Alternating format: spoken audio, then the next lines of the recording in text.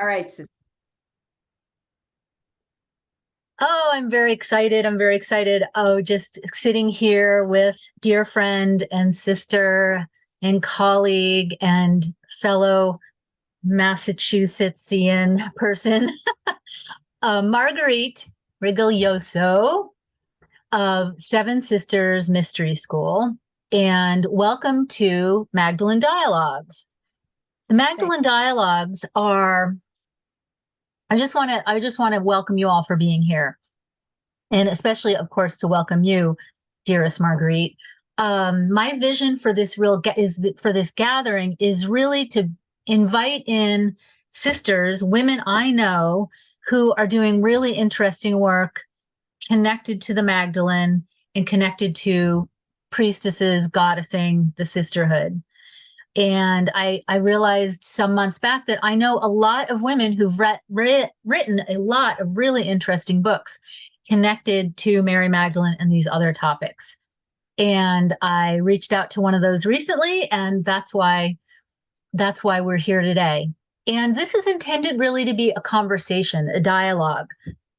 And because I know I get a lot of requests from some of you about having conversations like this. And I have conversations like this all the time. And I thought, wouldn't it be fun to just start hitting record and recording these conversations so that you can all feel like maybe like a firefly on the wall to the inside of what we're doing and what we're talking about and what's sort of inspiring us or challenging us or lighting us up today. So, welcome, welcome, welcome to you, dear Marguerite.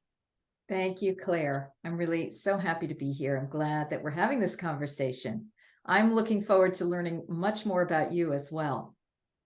Yeah, when we were just sitting getting ready here, and we were really talking about how the idea of this is really to come together in sisterhood. There are so many of us that are working on similar but different ways with this material, and really to start to dismantle the patriarchal mainstream business ideas about competition and really start to work together more in sisterhood, because I know that when one woman flourishes, we all flourish. And so I just am really wanting to support that. So a little bit by way of introduction of you, I'd love for you to share a little bit about yourself. I know you have Seven Sisters Mystery School. I know that you've written a couple of books, and you have another one that's on the pipeline in the works, and you've just launched a course about Mary Magdalene. Depending on when people are seeing this, you may still be able to join. And I wanted to hear about that, but I was wondering if you would want to tell me a little bit or tell us a little bit about um, what about yourself do you feel like we need to know in order to start this conversation? Yeah, very cool.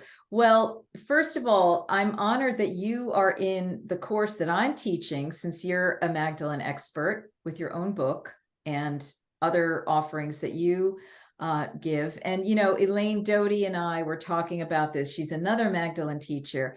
And we were saying it's really infinite what you can be saying and teaching about these great beings. Everybody can have their own segment of the fractal, Exactly. feeling like anybody else is taking away from you or preempting you, or, so it's a completely different model. And I'm just seeing that manifest so much in these Magdalene conversations that I'm having with people who've been teaching about Magdalene and writing about them. Yeah. And no matter how many books there are on Magdalene that I've seen, quite a number of them, each one has new layers and new levels. And my class, the Seven Sisters, the Seven Sisters, well, in a way, the Seven Mysteries of Magdalene, which you're taking, will remain available on sevensistersmysteryschool.com indefinitely. So even if Mm-hmm. people live, they can register and jump in on into the future. And I would say, my background around that is that back in the 90s, I became aware of Margaret Starbird's book, The Woman with the Alabaster Jar, which Yeah. that and The Moon Under Her Feet, which was more like either a channeled or a fictional Yeah, I just reread that recently. Yes, that's an old classic, a Magdalene classic. Yeah, those were really the ones who got us all started, right? Now people don't even know who those people are anymore, because there's been a whole new wave of people 30 years later and plus. Yeah, I really honor them as, kind of the pioneers of this and the inspiration. And I got to know Margaret a little bit and host her when I was teaching at Dominican University of California in the Bay Area. she's amazing.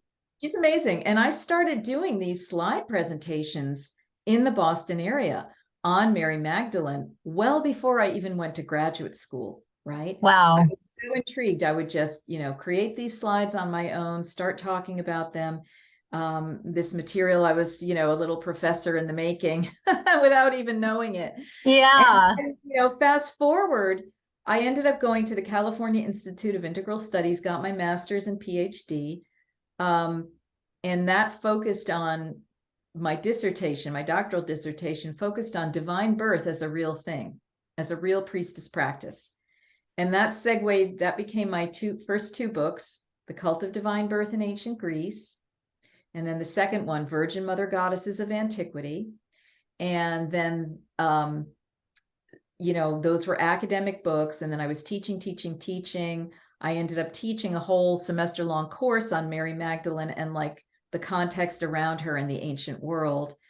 And then back in 2021, I published my third book, which was really like the most readable of all of them. It's a very readable volume. It's called The Mystery Tradition of Miraculous Conception. And the subtitle is Mary and the Lineage of Virgin Births. And that was where I finally, at long last, was able to bring all of the research I had done on virgin birth in ancient Greece to apply to Mother Mary. I had already been teaching that material, but I hadn't written about it. Yeah. And finally, I was writing about it. And so I kind of did the big consolidation, reader-friendly summary of my previous work on divine birth and all the signs and significators that told me how I could interpret Mother Mary's story in her infancy gospel. And then most of the book is focused on showing us how, where, why, and when Mother Mary could have accomplished this miraculous so-called conception, this parthenogenesis, this sacred parthenogenesis. And so I've been focusing on that. The book came out in 2021.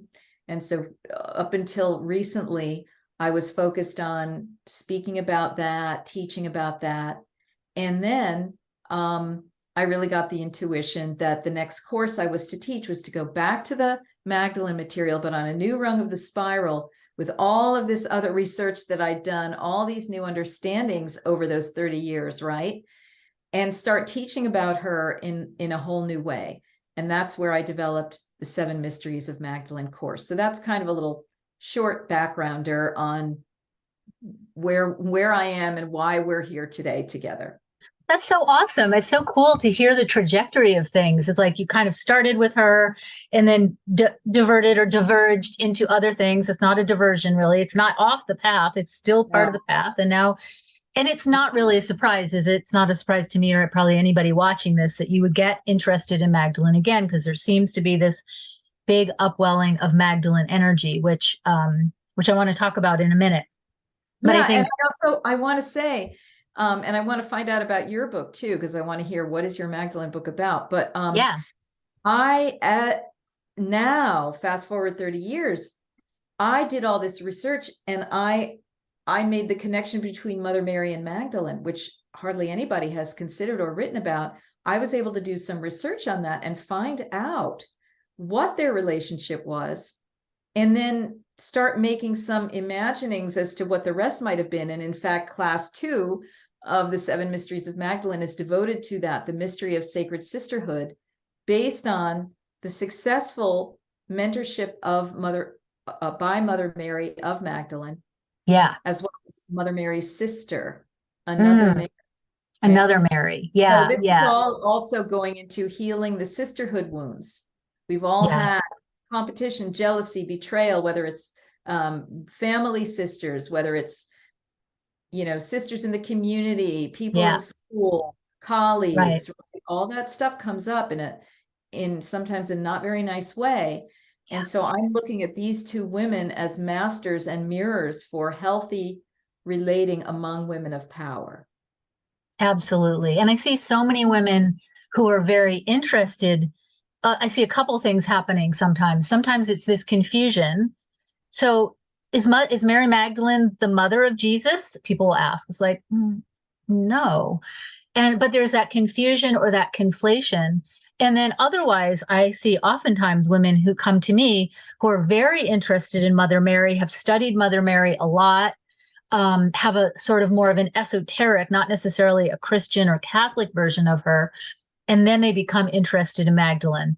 And obviously can come in either direction as well. But to me, I've always really seen them as like two pairs of the, two hands of the same pairs of gloves or something like that. Right. That's Yeah, right. that there's really obvious, it's just such an obvious connection. And we know that the Catholic Church, diminished and deprioritized and negated who Magdalene was. And we see that. And a lot of people are writing about that and talking about that. That's right. And so we can only assume that, and although not many people are talking about this, Rudolf Steiner talked about it a lot, that there is a more elevated or a different version of Mother Mary, or the Blessed Virgin, as she's known in the Catholic tradition, than what we were told and what we were given. And so if there's more to her than that, then of course it's not really a huge leap to think of them as being connected. And of course, Mary would be a teacher of Magdalene, and Mary's mother, Anna, was known to be a teacher and a priestess as well. So, there's all this lineage, and we have these different people, just like you and I are different people. So the information, the light comes through us in different ways, pinging one of us in one way and the other in other ways. But it's, right. It's still sort of the same body of knowledge coming through. So in a way, we're like recreating what was likely happening back then. Yeah. And Claire, how did Magdalene ping you, and what's in your book?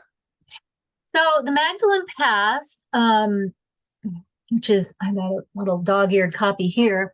The Magdalene Path, Awakening the Power of Your Feminine Soul.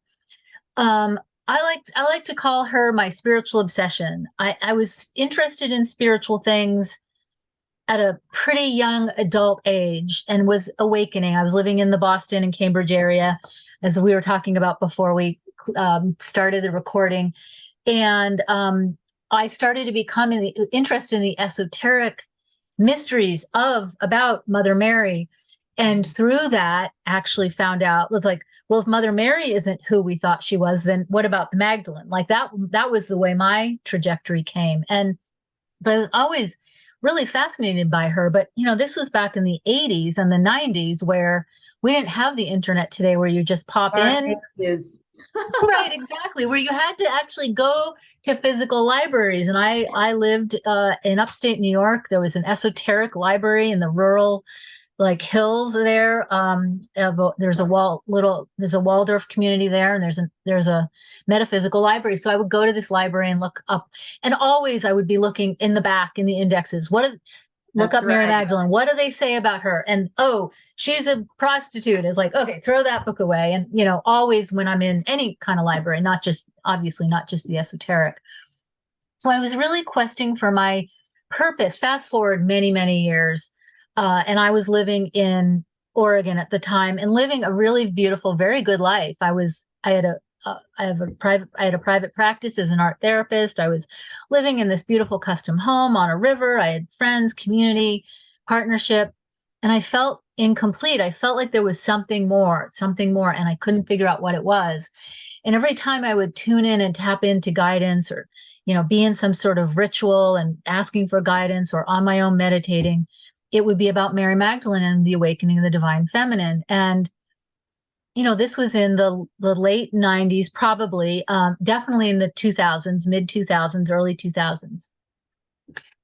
And I just was like, not that just, like, to me at the time, it seemed so hard, so strange, so weird. Now, like, in the circles we run in, especially, we can't go very far without tripping over somebody that's writing a Mary Magdalene book. But at the time, nobody was really talking about her. And I just was like, oh my God, like all of my self-esteem, or all my, what will people think? And are people, all the things of, being at that age where it really mattered to me so much what people thought and that they'd like me. I was buried about it, but that kept coming. And so eventually, and I kept feeling despair about my life. And it's like, well, I have an answer. Maybe I ought to just follow it and see what happens. And so I received in meditation over the course of several months these downloads, which became the Magdalene Path book. And then it took a number of years for me to edit it because things don't come in nice, tidy packets,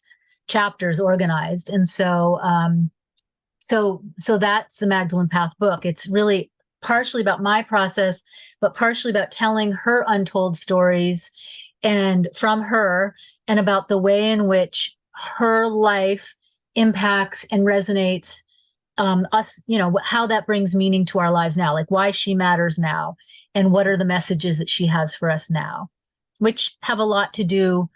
My work has a lot to do with about the balancing of the masculine and feminine, not solely and totally about that, but that's one of the, I think, streams that's perhaps more unique about my work than some of what other people do. Because we all kind of have our unique we have all the places on the Venn diagram that connect, and then we have our own, like you said, fractals or facets that are our own.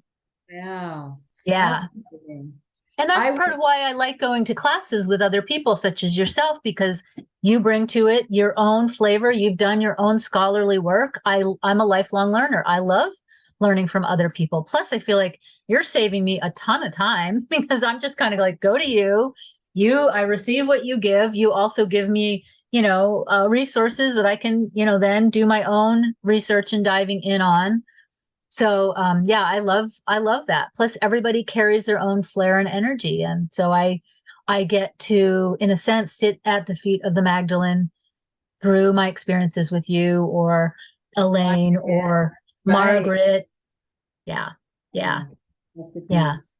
Yeah. Yeah. Yeah.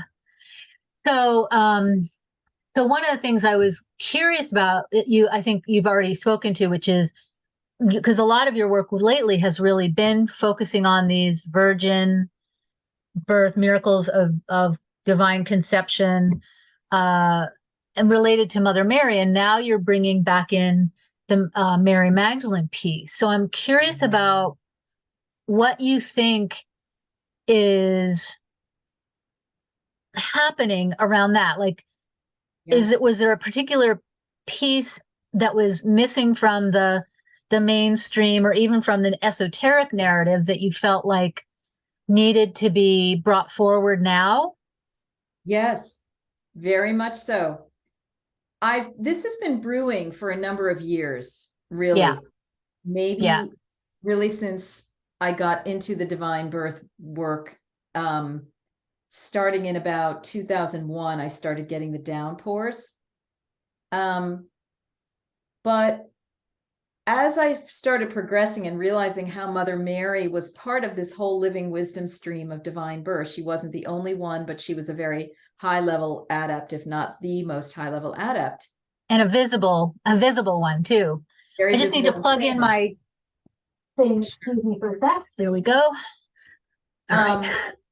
And then I realized, and as I started embracing the idea that Margaret Starbird brought forth, that Magdalene and Jesus had been love partners, if not married, I was like, well, isn't that curious?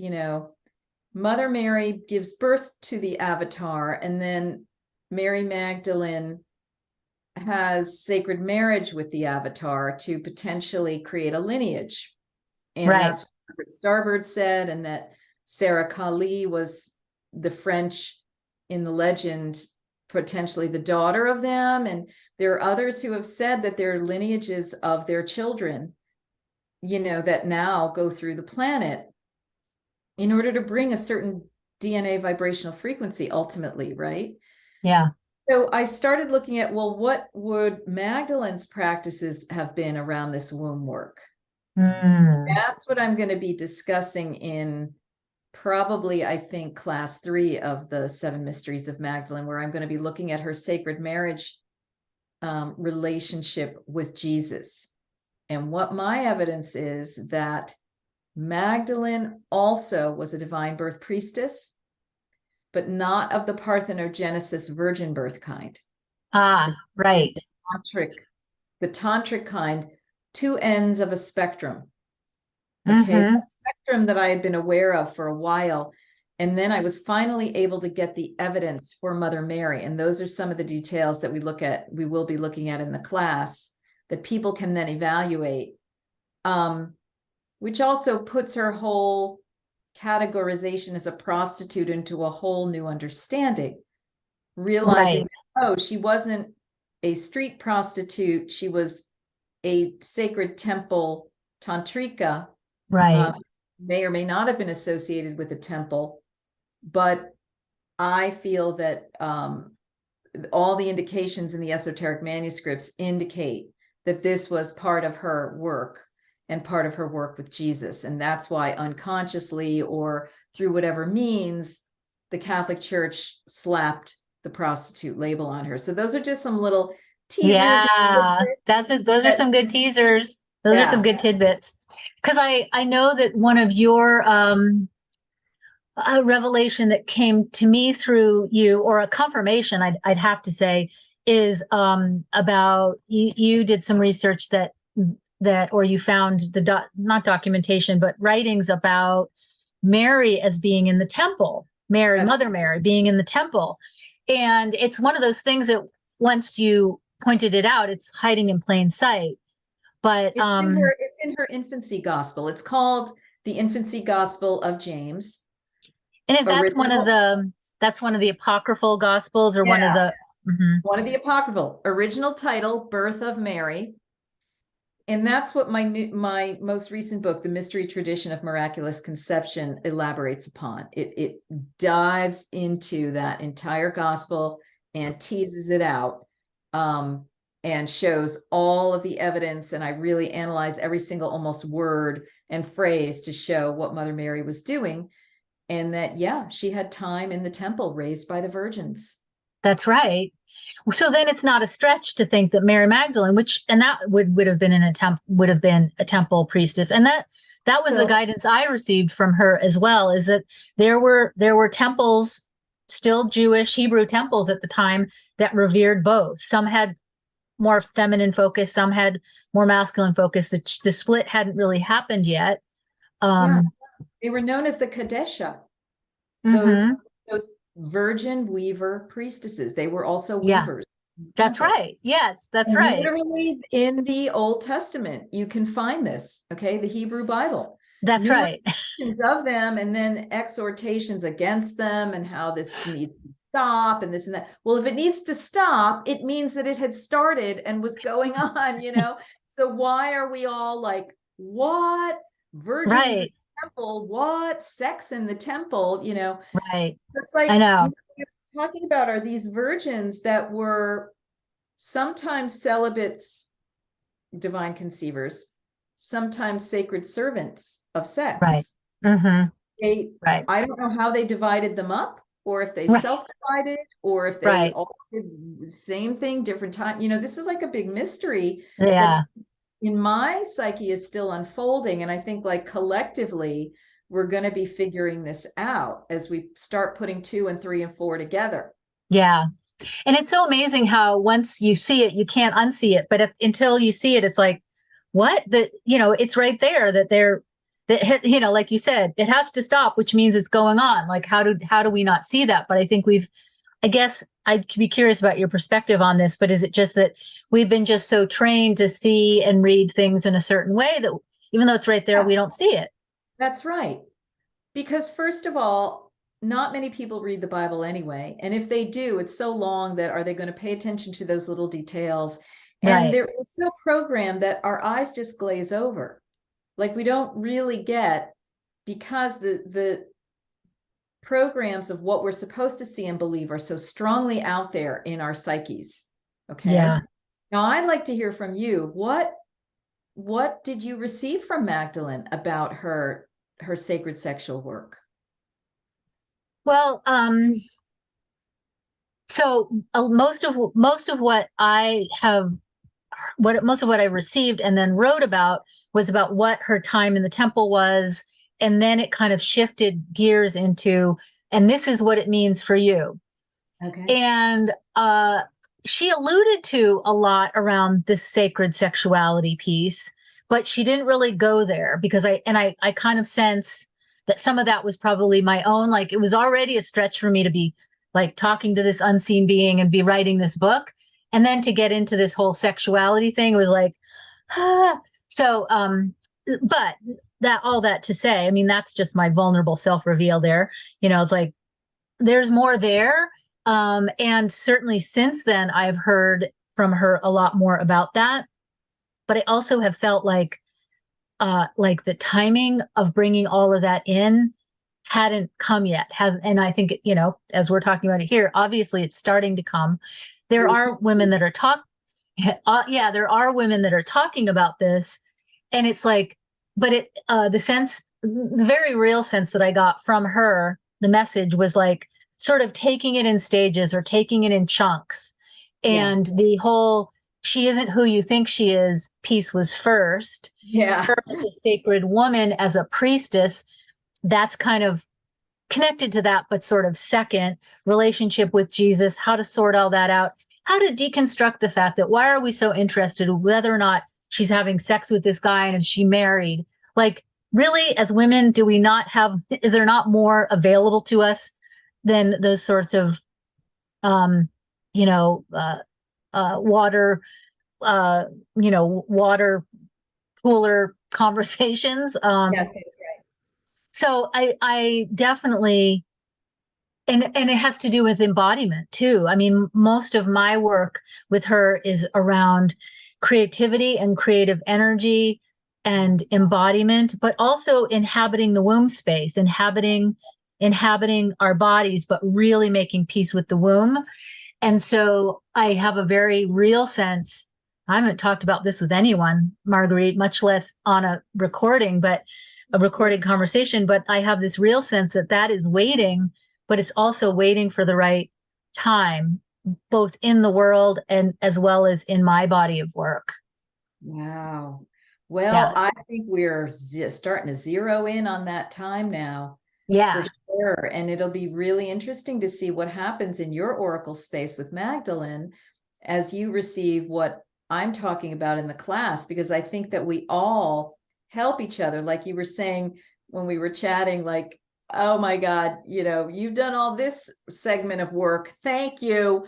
Now I can Right. just take this in. And that's how I feel about others whose books I've been looking at regarding Mother Mary and so forth. It's like, oh, thank you for doing all that, you know. Yeah. But I really think that the left and right brain, or the intuition and the intellect, go together, and one stimulates the other. So as you have these now thought codes Mm-hmm. that are coming in the class, I'll be really interested to see how that influences what you start receiving and, you know, doing and activating in your own life. Yeah. Yeah. Yeah. Yeah. Absolutely. To me, her message was really about embodying ourselves, allowing us to the receiving the disconnect, really getting in our hearts and in our minds what harm that disconnection from spirit that women experienced when we were so culturally so denigrated, and that an actual split for us occurred. And so it's like reweaving those pieces is so important. And then embodiment, or as you call it, inscension, which I totally get, I totally agree with. It's not about up and out, which is what so many of the spiritual paths and practices have been about for millennia, at least the ones we've been mostly taught and heard about. So it feels to me like stages of those of the stages of that. But I'm curious what you see as her kind of like, what do you feel like her message is to Right. you or to us now?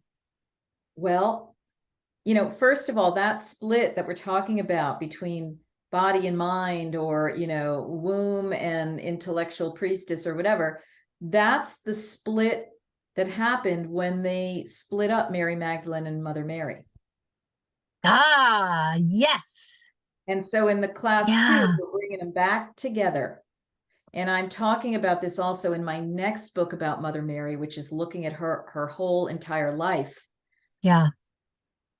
during Jesus' life and after. Okay. Hmm.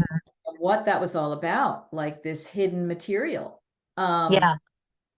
So Magdalene's message, so this was the kind of surprising thing after 30 plus years or whatever, since having looked at her the first time. I did a lady cannabis ceremony publicly on Zoom, which is in my February co-creating the new earth with the subtle realms and the Fae show. Okay. And so that was an hour and a half of me in lady cannabis ceremony receiving the Magdalene. Now I thought it's just going to be Marguerite's usual, she's the mouthpiece for information. Hmm. My God, I get started in and I'm like, whoa, she wanted me to embody her. Ah. I'm like, wait a minute, what do you mean? And she's like, well, don't worry. This is about everyone embodying me. You're special and you're not special. And it's like, oh my God. So the whole cannabis ceremony theme was about you as the Magdalene, and how do you embody her, and what does it mean to embody her, and what does that turn on in your DNA as you allow her, like holographic image, to be present along with your sovereign personality, Yeah. right? That she's activating certain aspects of your light body that she perfected, right? But then that are actually within us still in Yeah. our divine angelic human DNA. Yeah. That's the main message. The whole entire course is, how can you be Mary Magdalene? How can you turn Hmm. on your Mary Magdalene codes and lights within you? Yes. And how does that improve your life? How does it expand your soul? How does it evolve you? And how does it help you as a spirit worker who's, you know, helping with the awakening on the planet? I That's the main love message. I love that. I love that. That's so awesome. It makes me so excited because what I've experienced just from watching the first class is something really beautiful. I've watched you, followed you for years, and I'm really watching a shift has been happening that I perceive, and it's really I see you embodying. Yeah. And it's more being in the class is more like a transmission. There's still the intellectual pieces there, but I really have, you know, as I was watching the replay, wow, I was really experiencing the transmission of that. And as you're speaking about that, it's so exciting to me because I also have a course, a seven module course, called the Magdalene Path program. And that's really what it's about too. We're coming at it from some similar ways and from some different ways, using some similar tools and some different tools, which I love, but using creativity as a way of embodiment, using meditation as a way of embodiment, using breath and, like physical presencing as a way of embodiment, but also meeting her and bringing her into us and experiencing what that's like, so that we're not just reading these books, and filling up here. That's Right. helpful. That's great. Now it's like, drop it down in so that we can start to be living this, so that That's we can be bringing her into exactly. the world. Because these great beings came in, and they've come in multiple different times in multiple different guises, Isis, you know, and so forth. And who knows, names of which we don't even know what they were. They Right. came in to help the earth plane and to help humanity on the earth plane, which has been besieged by a lot of negativity. Yeah. You know, Steiner called it the Ahrimanic forces, Ahriman, and, you know, the Hmm. Gnostics called them the Archonic forces. The more contemporary people have, you know, different names, star being negative, nefarious names for these beings, and that they have been intertwining themselves and, you know, destroying the organic life matter earth grid and inverting it and creating all sorts of problems, misery, intergenerational trauma that have gone on and on and on. And these beings remain available. And because we're at a juncture now where things have gotten so intense that they pop open more people's consciousness, right? That's Right. these negative forces take in bearing down. It's like, ooh, more people will pop open more quickly. So they're trying to put their fingers in the dike, Yeah. but the dike is starting to crumble as more people awaken, like, wow, there's a reality of another realm. Wow, these beings of the Holy Family have a whole existence simultaneous with ours. Wow, they weren't just about being worshipped. They were about holding up the mirror and helping us to develop into what they perfected for themselves, right? Right. That's what this is all about. Right. And as we know, Jesus's words were, I do these things to show you, and you can do this and more. That's right. It wasn't meant to be. It wasn't meant to be. And she writes about this. He was never meant to be somebody that was worshiped like a god. And that's just been a distortion That's in the right. programming. And, which serves those that are doing that distorting. And because it keeps people down. yeah. And now Yeah. we're having everyone awaken Yeah. into Yeah. their own divine human perfected anthropos, as the Gnostics would call it, form. That's right. Perfected human. And Mary Magdalene talks about this in her specific gospel, where she's given direct information by Jesus and all of that. So yeah. let me ask you one. I know we're kind of in a way coming to the end. Let me tune in to ask you something.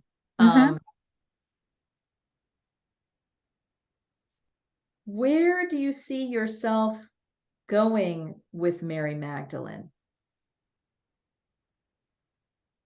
Well,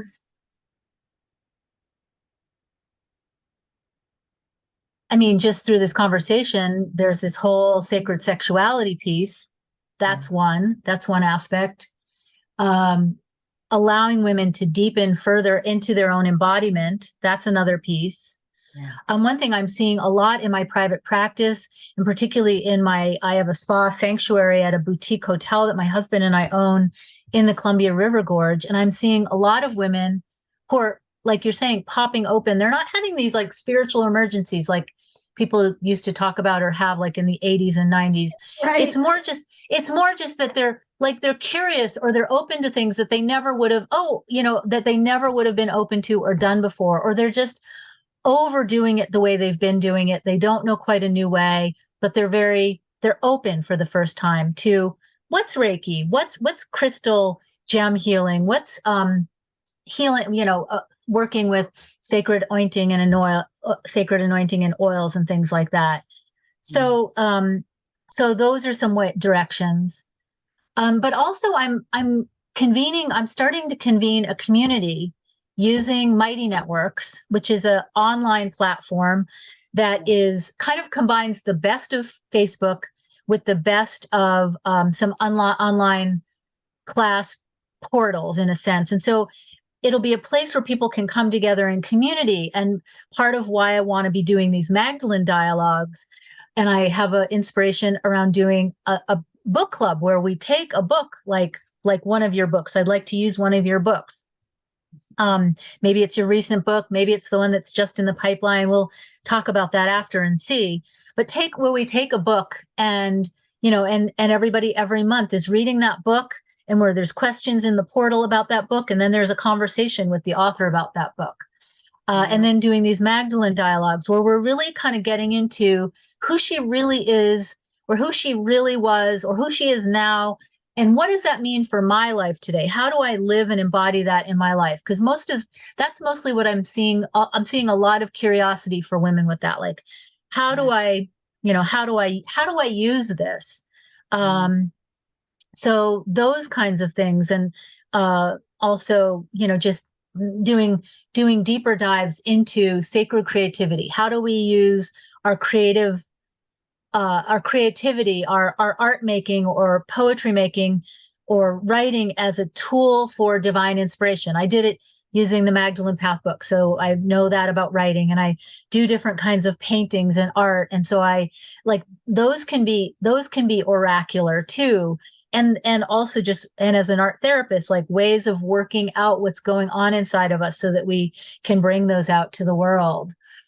So those Yeah. are some, Juicy. that's kind of what's happening in the back of my world, is putting Mm. together this Magdalene Sanctuary on Mighty Network to convene a place that's all things Magdalene, and to build sisterhood. Because one of the things that I'm not surprised by it anymore, but I was always surprised when I would ask people about my courses and classes, like, why are you coming? And of course, it has to do with Magdalene. But one of the things that they say all the time is the sisterhood. I want community, because oftentimes we're living in these. I mean, I live in a pretty remote place.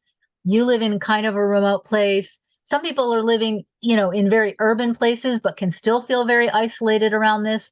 So it's a chance to come together and experience, like, and not feel so alone in this, and feel like there is a sisterhood, um, and there is priestessing that is happening and that needs to happen. So that's also one of my growing edges.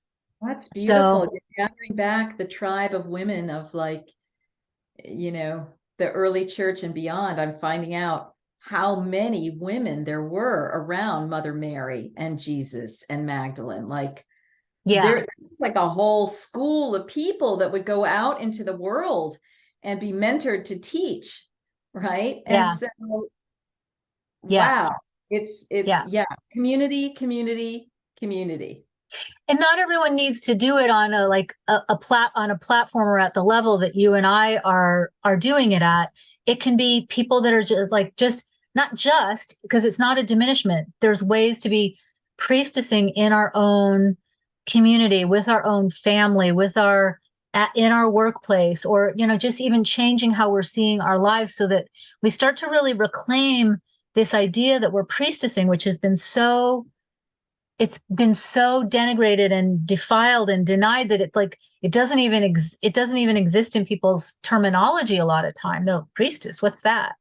So Yeah. I'm curious about that. What are your thoughts about? I mean, you offer a mystery school, so what are your thoughts about priestessing, or what's your growing edge with the Magdalene these days? My growing edge with the Magdalene and with Mother Mary, because I meditate with them together, Mm, is really all about not only teaching what I've learned and offering these energetic, frequencies that you're saying, but my own personal path of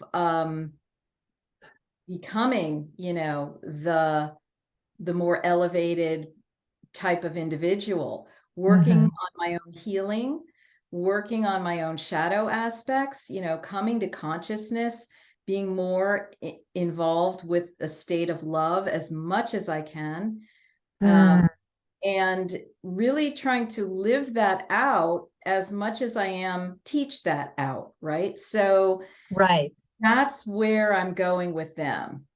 Yeah, that's Yeah. awesome. Mhm. Well, I want to ask you one last juicy question. Although we've had so many, but before I do that, how do we experience more of this? I know that will add all of the information. You've mentioned your books, you've mentioned other books, your website. We'll have all of that in the show notes or the comments, depending on what platform you're seeing this on. So if you've been madly scribbling and you're wondering, oh, what did she say before? That's going to all be in the area below. But how can we experience more of this? What do you have coming up? How can sisters find out more about you? Right. Well, I just invite everybody to go to sevensistersmysteryschool.com, and the seven is written out, Seven. And there you'll find many, many things. We have a navigation tab that has free resources. It has our online courses. You can go and find the Seven Mysteries of Magdalene and go there. There are several free videos associated with it that can let you wet your whistle, so to speak.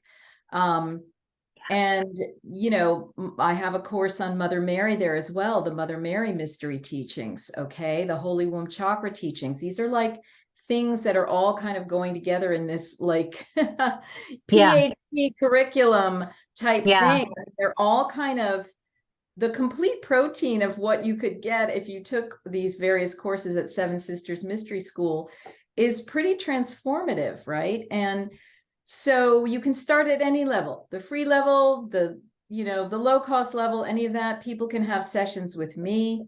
Mm-hmm. I hope a lot of more people will come to this Seven Mysteries of Magdalene course and expand beyond there. You can always go to my YouTube channel, Marguerite Rigolioso. I have many of my videos that I've done on my first book about Mother Mary, ongoing, other talks that I've had about Mary Magdalene, conversations like this, Claire. Yeah. So those are some of the main ways that people could come visit, find out more, connect with us, have Yeah. courses or one-on-one with me. Awesome. And maybe for the folks that will be coming through my community, can you do the same for yourself? Tell us. Yeah. Yeah. So my book, The Magdalene Path, is available at magdalenepath.com and any online or local. Support your local booksellers. Support your local booksellers on. But also, the Magdalene Path book is now out on Audible. I was delighted to finally get to release an audiobook version. So, the Magdalene Path book is on Audible. And like I mentioned, I'm opening this Magdalene community soon, Magdalene Sanctuary. It's a community on Mighty Networks where we're going to gather, share, and learn all things Magdalene. And until then, I do a monthly rosary, which is a either free or very low cost offering that you can it's on the 22nd of every month, 22 being the sacred esoteric number most associated with Magdalene. So it's on the 22nd. So this month, if you're watching this in February, that will be on a Wednesday. And you can go to magdalenepath.com/rosary to sign up for that. And like I said, all of these details will be shared in the comments or the show notes, depending on which platform you're seeing this. I also have a YouTube channel. So if you want to see previous rosaries or dip into things that are some free offerings, those are at Magdalene Path on YouTube. So one last question. One last question. And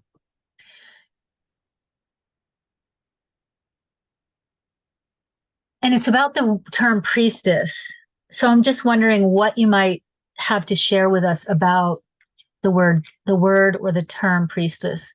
What does it mean to you, or how do you relate or not relate, or anything even that Magdalene might offer about that. Right. What I love is the Greek word, which is hiereia, which means sacred woman. So it really is, that to me expresses the sovereignty and the holistic nature of a priestess without putting it into diminutive priestess, a feminine version of the priest. No, this is a sacred woman in and of herself. And that's, I think, what we all are. And that's what we're all becoming. And so I really like to use that terminology when I'm talking in contemporary terms. That's awesome. I'm not against the word priestess because it does. The reclaiming of that word is important. But what was it originally when there were these such women? They were called different things. Yeah, that's beautiful. Yeah, your scholarship is impressive and always very heartfelt as well. I don't want to put you on the spot, but is there any blessing or any final words you'd like to say in close? Yeah, let's just tune in for a second together. Yeah. We'll both do this, and I can begin by just saying, I feel Magdalene inviting us all to hold up the mirror to ourselves and see ourselves as a reflection of the divine. And whether you want to start by seeing yourself as a reflection of the Magdalene or Mother Mary or whoever, that's fine. But eventually, this is about seeing your sovereign self as the manifestation of Divine Mother that you are. And we are just receiving a blessing now from these holy women, these sacred women, for this work and this exploration and this play in our lives for our betterment and the liberation of humanity. Beautiful. So just taking a deep breath in, everyone, if you can, if you're in a place where you can close your eyes. Just allowing yourself to be open and receiving this blessing, these light codes, taking this deeply into your body, into your being, into all aspects of yourself. Knowing you are worthy, you are enough, and you are the ones we've been waiting for. We are the ones we've been waiting for. Just bowing in great gratitude and thanks to Marguerite Rigolioso of Seven Sisters Mystery School. And I look forward to more conversations like this and getting you in the book club and having more happening between us. I feel very grateful for this conversation with you during a very busy time. So I look forward to yeah more soon. Okay, bye for thanks now. To everybody else that's with us. We'll look forward to hearing from you as well. Take care. Bye for now, beloveds.